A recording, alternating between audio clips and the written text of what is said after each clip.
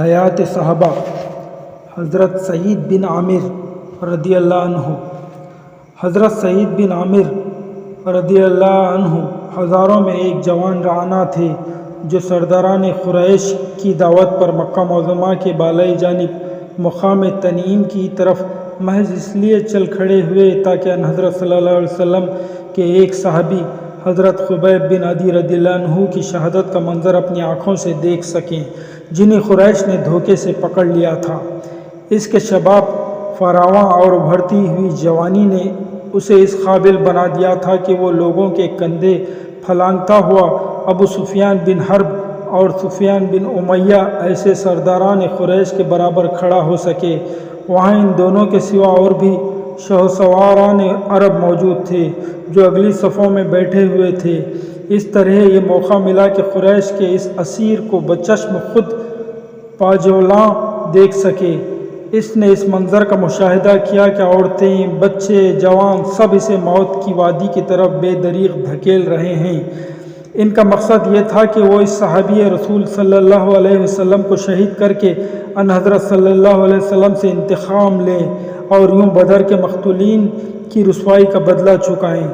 جب یہ ہجوم اپنے اس قیدی کو لے کر اس مقام پر پہنچا جو پہلے سے اس کی شہادت کے لیے متعین تھا، تو اس مرحلے پر طویل القامت نوجوان سعید بن عامر رضی اللہ عنہ نے حضرت خبیب رضی اللہ عنہ کی طرف نظر دوڑائی۔ سرداران قریش اسے کشاں کشاں تختوار کی طرف لے جا رہے تھے۔ اس نے عورتوں اور بچوں کی چیخ و پکار شور میں ایک پروقار اور پرسکون آواز سنی۔ حضرت خبیب رضی اللہ عنہ فرما رہے تھے، اگر تمہارے لیے ممکن ہو تو مجھے مرنے سے پہلے 2 رکعت نماز پڑھ لینے کی مہلت دو۔ پھر سعید بن عامر نے دیکھا کہ حضرت خبیب رضی اللہ عنہ کعبہ رخ کھڑے ہو کر 2 رکعت نماز پڑھ رہے ہیں۔ یہ 2 رکعتیں کیسی تھیں، اتنی حسین، اتنی مکمل کہ کیا کہنے۔ اس کے بعد اس نے دیکھا کہ قوم کے سرداروں کی طرف منہ کر کے حضرت خبیب رضی اللہ عنہ یہ کہہ رہے ہیں، بخدا اگر مجھے اس بدگمانی کا اندیشہ نہ ہوتا کہ تم کہیں یہ نہ سمجھ بیٹھو کہ میں نے نماز کو موت کے ڈر سے طوالت دی ہے تو میں نماز میں اور زیادہ وقت صرف کرتا۔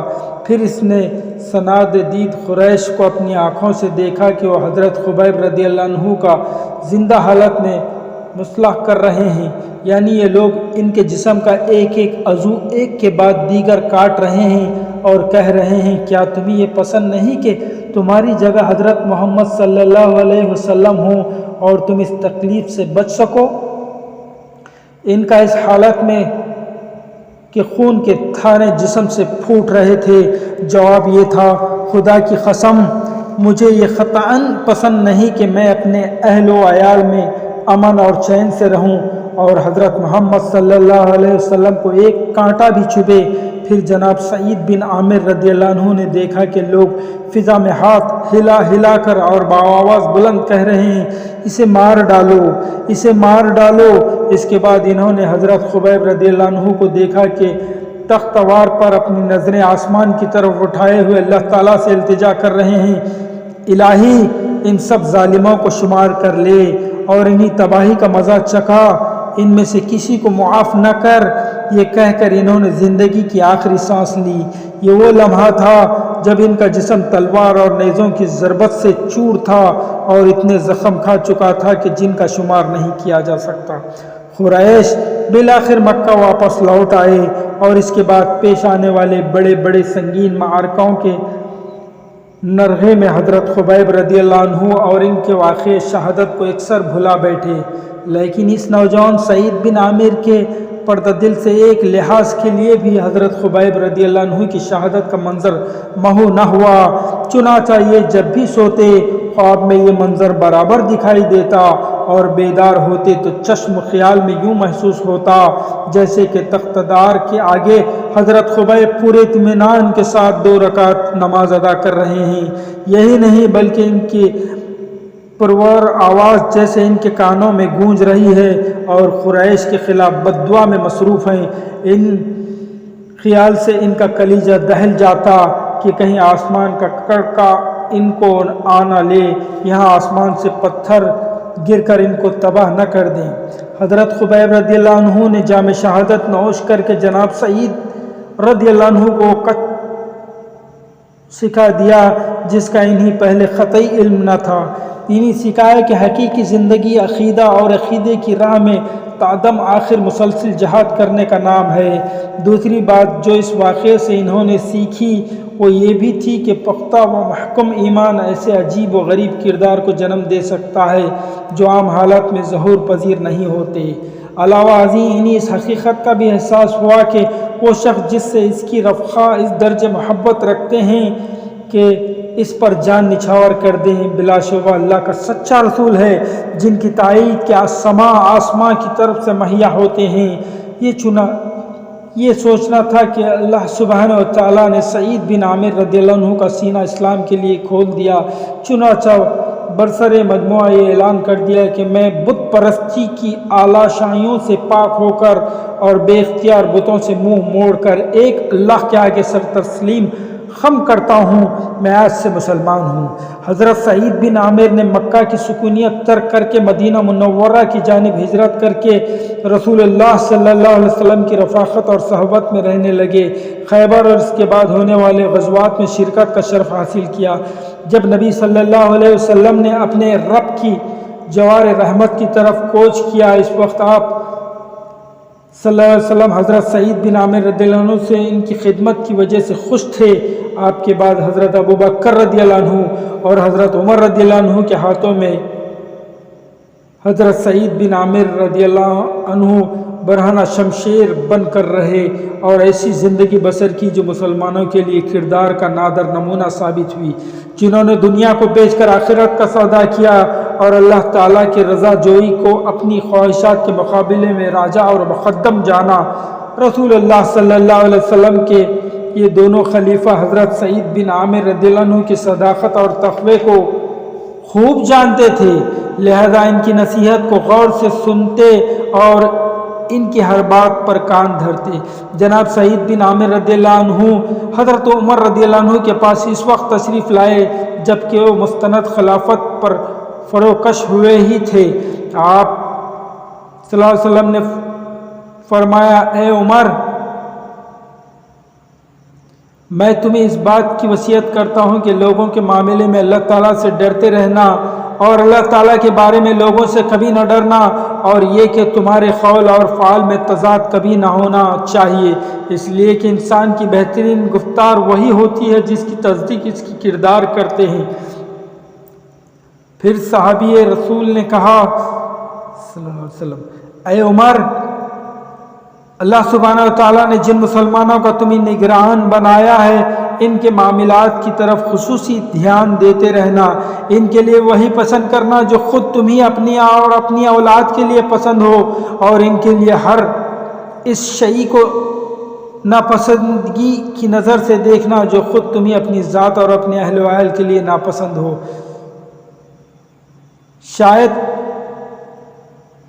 کا سامنا کرنے سے نہ گھبرانا اور رائے حق پہ مضبوطی سے جمے رہنا، اور حق کی راہ میں کسی بھی ملامت کرنے والے کی ملامت کو خاطر میں نہ لانا۔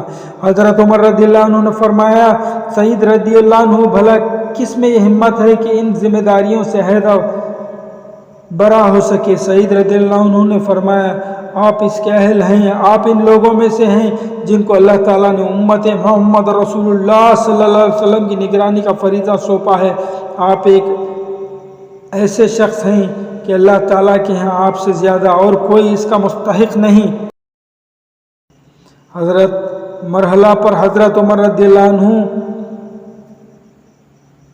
جناب سعید رضی اللہ عنہ کو اپنی نصرت و تائید کے لیے دعوت دی اور فرمایا، اے سعید رضی اللہ عنہ، ہم نے تمہیں علاقہ حمیص کا گورنر مقرر کرتے ہیں۔ انہوں نے اس کا جواب میں فرمایا، اے عمر، اللہ کا واسطہ ہے مجھے اس آزمائش میں نہ ڈالیے۔ حضرت عمر رضی اللہ عنہ نے اس پر خفا ہو کر فرمایا، بڑے افسوس کی بات ہے کہ تم نے خلافت کا بار تنہا میری گردن پر ڈال دیا اور خود اس سے الگ تھلگ ہونے کی کوشش کر رہے ہو۔ خدا کی قسم، میں چھوڑنے والا نہیں۔ اس کے بعد آپ نے ان کو صوبہ حمیص کا گورنر مقرر کر دیا اور ارشاد فرمایا، کیا تمہارے لیے ہم کچھ معاوضہ مقرر نہ کریں؟ اس پر حضرت سعید رضی اللہ عنہ نے کہا، امیر المومنین میں معاوضہ لے کر کیا کروں گا؟ بیت المال سے جو کچھ مجھے ملتا ہے وہ بھی میرے ضرورت سے زیادہ ہے، یہ کہا اور حمیز کی طرف چل دی۔ کچھ عرصے بعد اہلیان حمیز میں سے قابل اعتماد افراد پر مشتمل ایک وفد امیر المومنین حضرت عمر رضی اللہ عنہ کی خدمت میں حاضر ہوا۔ آپ نے وفد کو حکم دیا، تم لوگ مجھے ان افراد کے نام لکھ کر دو جو تم میں مفلس و نادار ہیں، تاکہ میں ان کی مالی مدد کر سکوں۔ وفد نے آپ کی خدمت میں ایک دستاویز پیش کی۔ آپ کیا دیکھتے ہیں کہ اس فہرست میں حضرت سعید بن عامر رضی اللہ عنہ کا نام بھی درج ہے؟ آپ نے دریافت فرمایا، کون سعید بن عامر رضی اللہ عنہ؟ انہوں نے بتایا، ہاں ہمارا گورنر۔ فرمایا، آپ کا گورنر مفلس ہے؟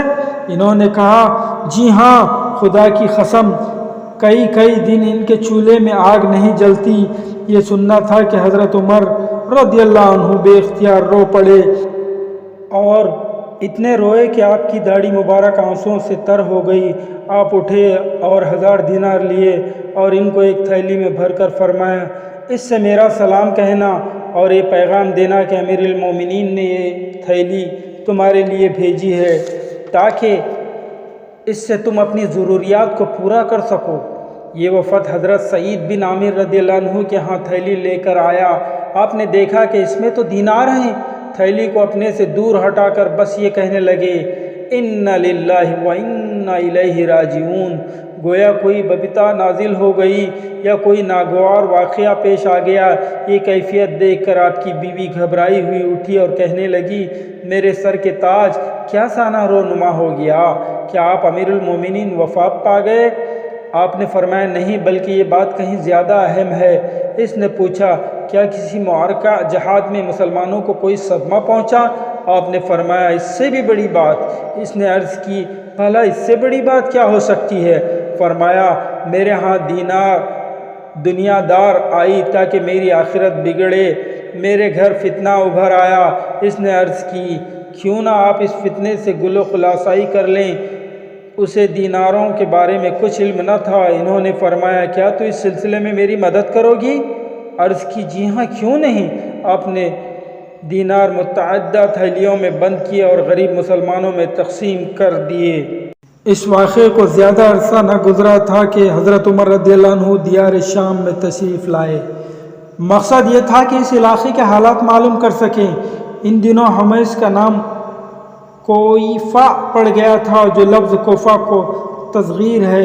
یہ اس نام سے اس لیے مشہور ہوا کہ یہاں کے لوگ عمال حکومت کے خلاف شکوہ شکایت کرنے میں اہل کوفہ سے بہت حد تک مشابہت رکھتے تھے۔ جب حضرت عمر رضی اللہ عنہ کی تشریف آوری حمیس میں ہوئی تو یہاں کے لوگ آپ کو سلام عرض کرنے کے خاطر حاضر ہوئے۔ آپ نے دریافت فرمایا، تم نے اپنے امیر کو کیسا پایا؟ انہوں نے اس کی شکایت میں زبان کھولی اور ان کے طرز عمل کے بارے میں 4 باتیں کہیں جو ایک دوسری سے بڑھ کر تھیں۔ حضرت عمر رضی اللہ عنہ فرماتے ہیں کہ میں نے گورنر اور شکایت کرنے والوں کو ایک ساتھ طلب کیا اور اللہ تعالیٰ سے دعا کی کہ حضرت سعید رضی اللہ عنہ کے بارے میں وہ میرے گمان کو جھوٹا نہ ہونے دے۔ مجھے اس پر بہت اعتماد تھا۔ جب یہ لوگ اور ان کا گورنر بوقت صبح میرے پاس آئے تو میں نے دریافت کیا، تمہیں اپنے گورنر سے کیا گلہ ہے؟ انہوں نے بتایا کہ یہ دن چڑھے تک گھر سے باہر نہیں نکلتے۔ اس پر میں نے پوچھا، سعید رضی اللہ عنہ، تم اس سلسلے میں کیا کہنا چاہتے ہو؟ سعید رضی اللہ عنہ چند لمحے خاموش رہے، پھر کہا، بخدا میں اس سلسلے میں کچھ کہنا ناپسند کرتا تھا، لیکن اب اس کے بغیر کوئی چارہ کار نہیں کہ میں حقیقت حال صاف صاف بیان کر دوں۔ صورتحال یہ ہے کہ گھر میں میرے پاس کوئی خادم نہیں۔ میں صبح سویرے اٹھتا ہوں اور اہل خانہ کے لیے آٹا گوندھتا ہوں، پھر تھوڑی دیر تک انتظار کرتا ہوں تاکہ آٹے میں خمیر پیدا ہو جائے۔ بعد ازاں ان کے لیے روٹی پکاتا ہوں، پھر وضو کر کے لوگوں کی خدمت کے لیے گھر سے نکل کھڑا ہوتا ہوں۔ حضرت عمر رضی اللہ عنہ فرماتے ہیں کہ میں نے ان سے پوچھا کہ تمہیں ان کے خلاف اور کیا شکایت ہے؟ انہوں نے کہا، یہ رات کے وقت کسی کی نہیں سنتے۔ میں نے کہا، سعید رضی اللہ عنہ، اس اعتراض کا تمہارے پاس کیا جواب ہے؟ فرمایا، خدا میں اس امر کا اظہار بھی ناپسند کرتا ہوں۔ مختصراً یہ عرض ہے کہ میں نے دن ان کے لیے وقف کر رکھا ہے اور رات اللہ عز و جل کی عبادت کے لیے۔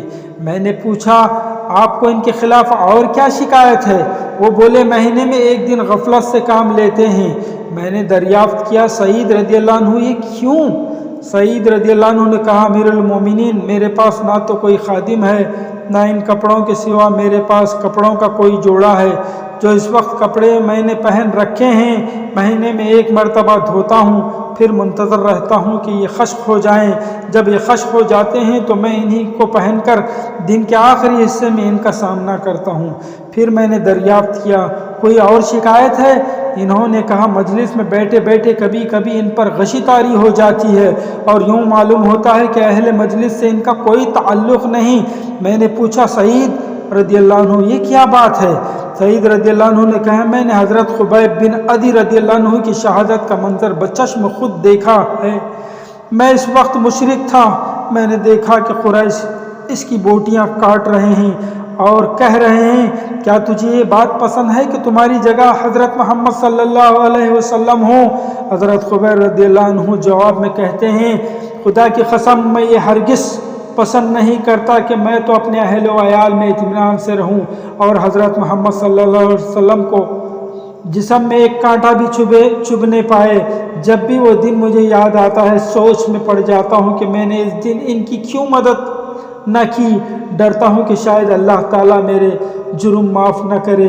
اس کے بعد مجھے غشی طاری ہو جاتی ہے۔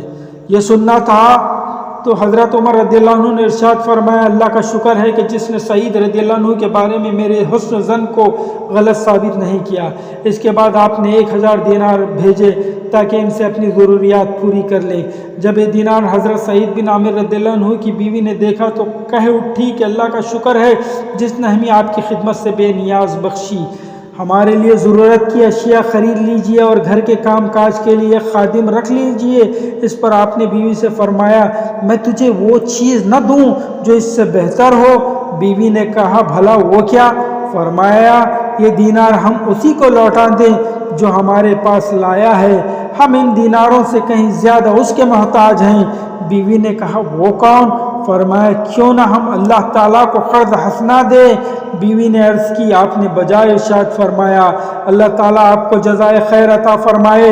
آپ نے اسی مجلس میں دیناروں کو مختلف تھیلیوں میں رکھا اور اپنے اہل خانہ میں سے ایک شخص کو حکم دیا کہ جاؤ فلاں کی بیوی فلاں کے یتیم بچوں اور فلاں خاندان کے مساکین اور فلاں قبیلے کے محرموں میں تقسیم کراؤ۔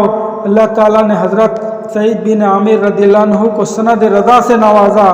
آپ ان لوگوں میں سے تھے جو دوسروں کو اپنی ذات پر ترجیح دیتے ہیں چاہے خود گھاٹے میں رہیں۔ رضی اللہ عنہ